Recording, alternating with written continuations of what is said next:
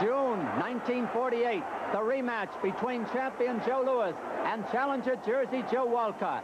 It's round 3, the Yankee Stadium. Walcott backing away in the white trunks. Banks the left hand. Louis comes at him. Louis is down from a sharp right hand to the jaw. Can Louis successfully keep the crown in his 25th title defense? The final chapter of a golden legend, the Joe Louis Jersey Joe Walcott Championship fights, is the theme of our show on The Way It Was.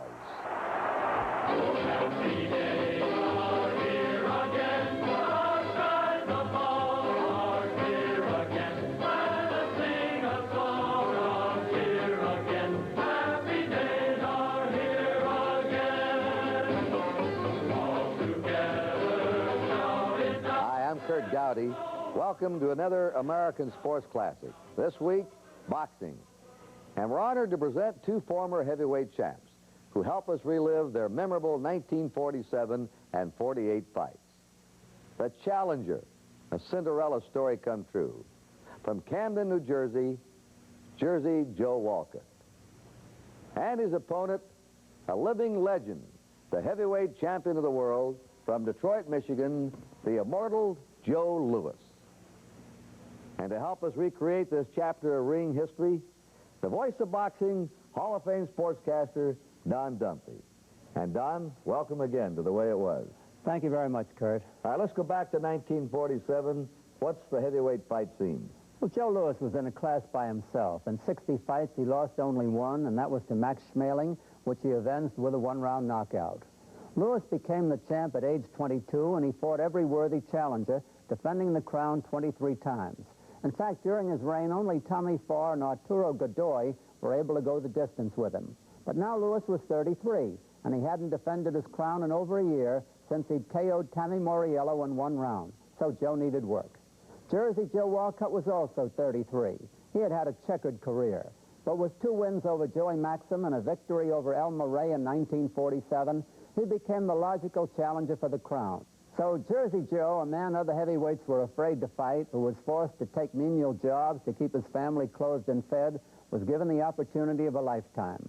Jersey Joe Walcott would get a shot against the champion of the world, Joe Louis. Incidentally, Kurt, the fight was originally scheduled to be an exhibition match, but Commissioner Eddie Egan insisted that the title be on the line. That's the stage.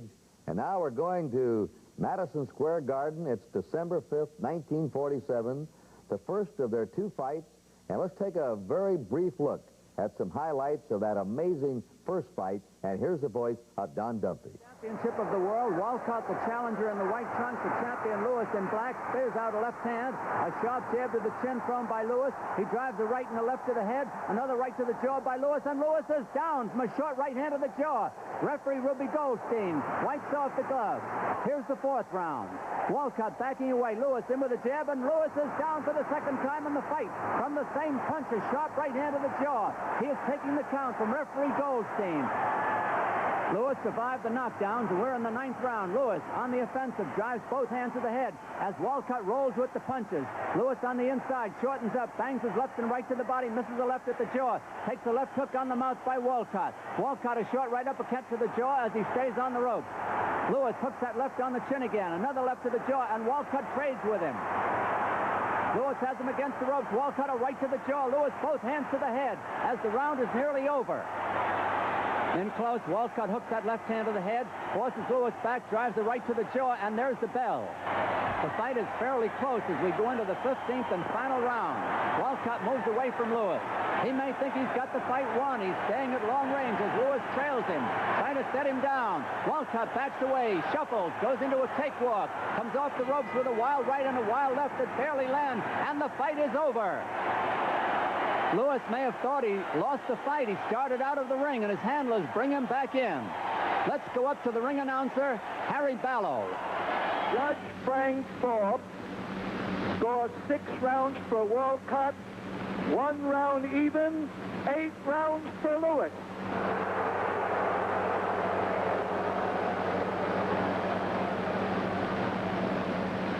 Referee Ruby Goldstein scores 7 rounds for Walcott, 2 rounds even, 6 rounds for Louis.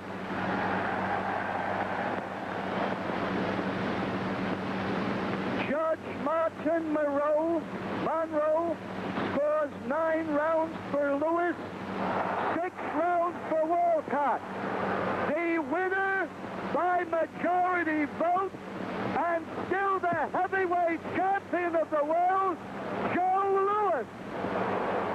Louis is still champion, but Walcott's handlers do not believe it, and many of the crowd of about 17,000 don't believe it either.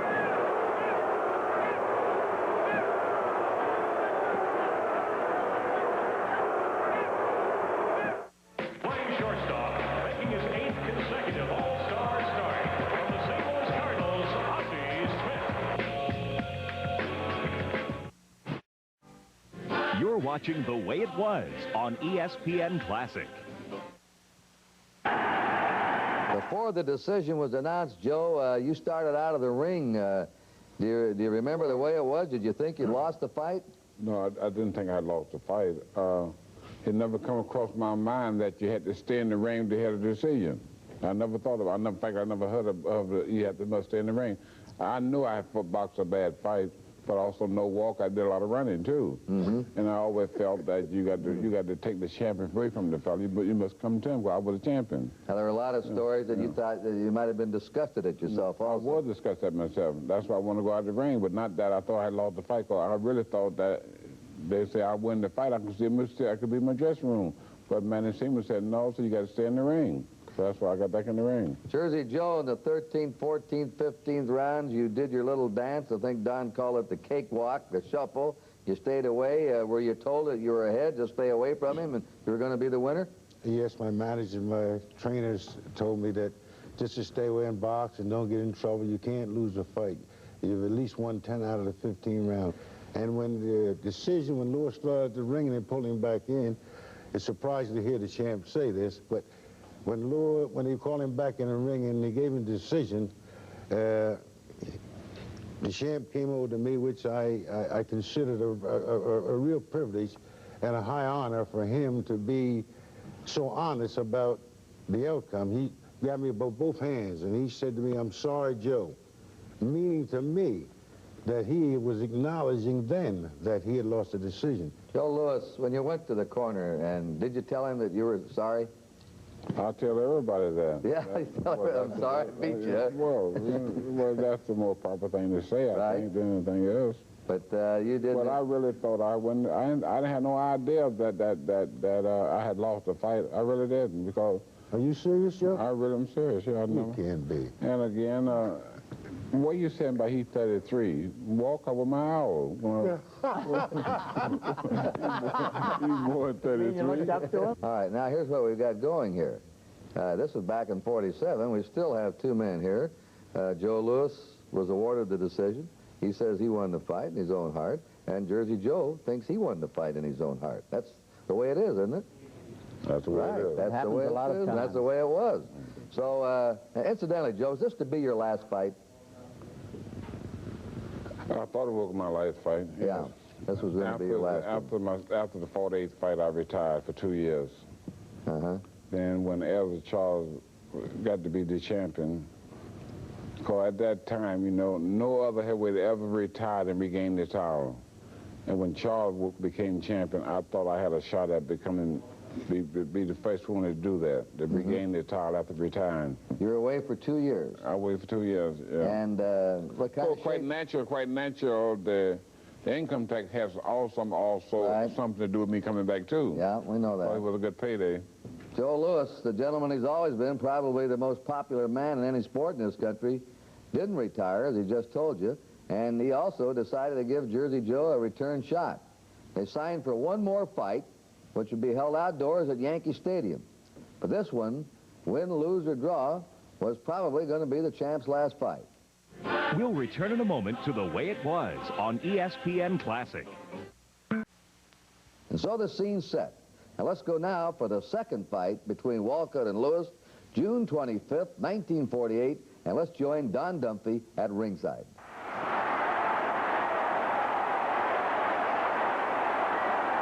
The Yankee Stadium is the scene for this rematch between the champion, Joe Louis, and his challenger, Jersey Joe Walcott. Last December, Louis won a very controversial, very unpopular win over Walcott at Madison Square Garden. His promoter, Mike Jacobs, he's beaming because of the $800,000 gate. And from Hollywood, Jack Benny and Bob Hope.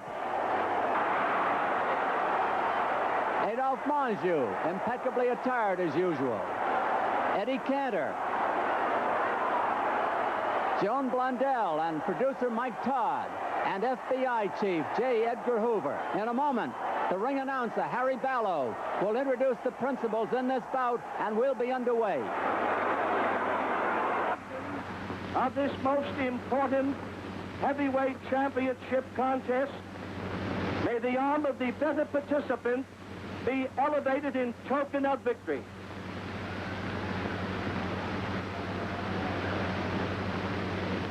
This is the stellar presentation, 15 rounds for the heavyweight championship of the world.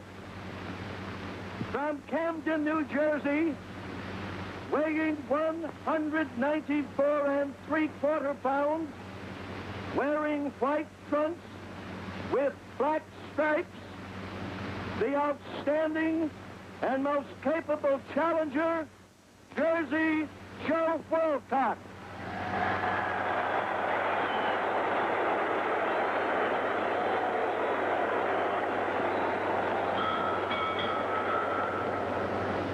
From Detroit, Michigan, weighing 213.5 pounds, wearing purple trunks, the internationally famous heavyweight champion of the world, Joe Louis.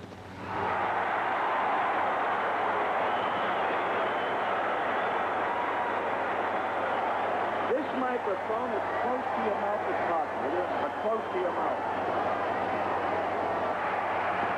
Round one for the heavyweight championship of the world, the rematch between Joe Louis in the black trunks, Jersey Joe Walcott in the white, the referee Frankie Fulham. Louis a bit cautious now. He came in wide open the first time they met in December. Walcott feinting with that left hand, moving it in and out, backs away from Louis. Louis coming in on him. He's short with the left hand. Walcott is short with a jab aimed at the mouth. Louis is crouching a little bit towards the right as Walcott shows no inclination to trade with him at the moment. He keeps moving those hands up and down. The referee around them, and Louis is in with a right hand that's partially blocked after he scores with the left. Walcott feints the left hand, backs into the ropes, gets away from a jab. Round two went to Walcott. Here's round three. Louis, his gloves up in front of his face. Walcott's down around his hips. Walcott goes into a cakewalk, moves away from a jab thrown at his head by Louis. Walcott feints that left hand. The referee, Frankie Fulham, walks around him, and the action slows down. Walcott moves away from a right thrown at his head by Louis. It's wide of the mark. Walcott out in the center, pecks out with a left hand that's short. Tries a jab to the body. That doesn't get in there. Walcott jabs the left hand on the mouth of Louis, who makes no return. Louis coming in on Walcott. Walcott backing away. Walcott drives the right hand to the jaw, and Louis is down. The third time that Louis has been down in their two fights so far. Frankie Fulham, the referee, wipes off the gloves. Over anxious, Walcott drives the right over the head of Louis, and the champion holds on for a moment. We'll see how the champion is in a moment. If he can weather the storm, he ducks under a wild left hand thrown at the head by Walcott, who still is over anxious. And a right by Walcott is wide of the mark. Louis seems all right. Louis comes in with a jab, and Walcott dances back out of range. He drives another right around the head of Louis, and that does not land. And they hold on to each other for a moment. They're parted by the referee. Walcott feinting the left hand, sticks out a jab that's short of the mark at the bell. Round four.